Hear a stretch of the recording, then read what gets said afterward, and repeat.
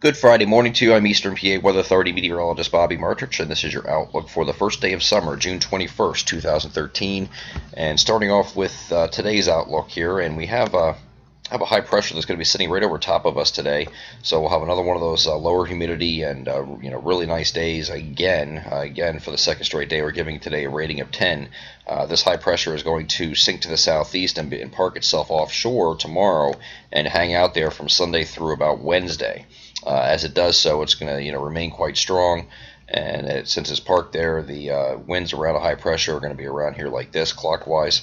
We will be on the western periphery of this high pressure, and therefore winds will be out of the southwest, and that will promote very strong heating at the surface, especially when we have a ridge that's sitting over the east like this. So anywhere south and east of that, or underneath the dome of that ridge, will be in that heat and humidity, and then we expect that to increase starting on Sunday. Okay, we're going to move forward in time here. Take a look at Sunday here. Here you can see the high pressure sitting offshore here now. This is where it parks itself, and it'll sit there for a couple days. And now we're looking at, this is actually Monday morning. I jumped ahead a little bit too far here. Sunday afternoon or Sunday evening, you might have a pop-up shower or thunderstorm. Now, the GFS and the European model have really backed off of this idea for Sunday, and so Sunday, for the most part, should be very nice. If you're going out, especially Saturday night, Sunday night, if you're going to be going out and looking at the supermoon, you should have very good viewing conditions for it. Some chances of a pop-up shower or thunderstorm are possible across our northern areas, and that's because there's a little bit of a backdoor, very weak backdoor front that's going to try to move a little bit south, and sitting just like this, and it's very weak. And along that, in our northern zone, maybe northeast PA, north central PA, I wouldn't be surprised if you see a pop-up shower or thunderstorm Sunday evening. But for the most part, we left a 20% chance of a precipitation in the forecast because of that reason. But I think most areas remain dry, and you should have optimal viewing on Saturday and Sunday nights for the supermoon if you are so inclined to do so. Moving ahead in time here.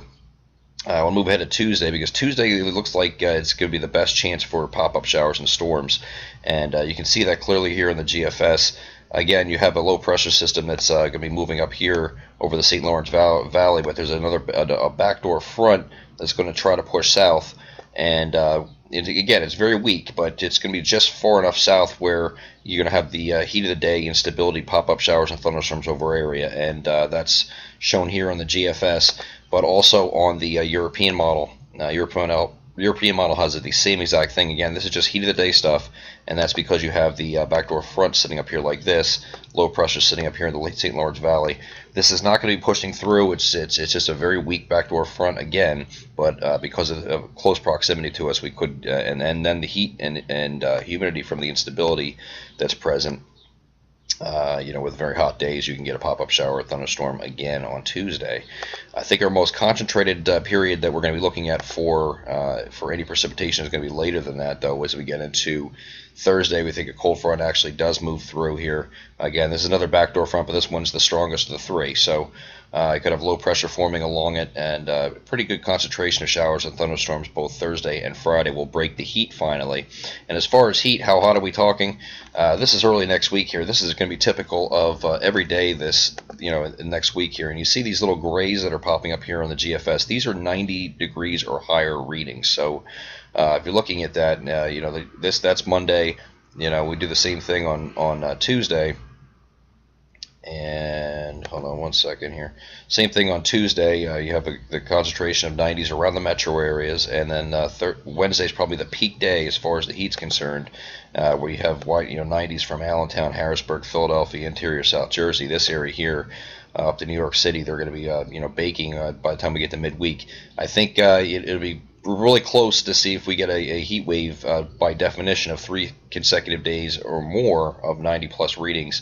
You'll be hard pressed to get that until you get down to the Philadelphia area. I think they're pretty much a certainty and a lock to get that. But some other areas like Allentown, Harrisburg, it'll be kind of on the border here. But it really, when you were talking about upper 80s to near 90, it's still hot regardless. You're going to have the heat and humidity combined to make you feel very hot next week. So just take it easy if you'll be outdoors, and prepare yourself for it. I'm Eastern PA Weather Authority meteorologist Bobby Martrich, and this is your outlook for the first day of summer, June 21st, 2013. Have a great day.